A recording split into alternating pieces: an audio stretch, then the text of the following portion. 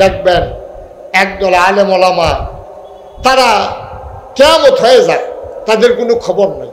গাছের প্রথম লাউডা, মাছের মাথাড়া, গরুর কলিজাড়া, বিদেশি ফুতের টেহারা সব আগে আগে খাইছে।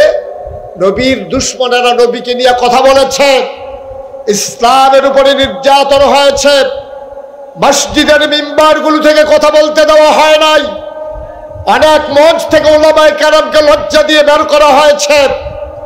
আর ওই চুর ডাকাত বদমাইশেরা একেবারে শার্টের বোতাম খুলে রাস্তায় রাস্তায় ঘুরেছে।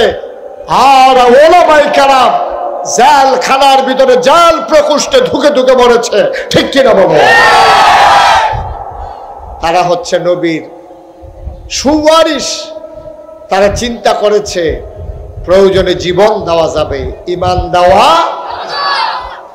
যদি আমার ঈমানই না থাকলো তাহলে আমার এই জীবনের কি দাম আছে?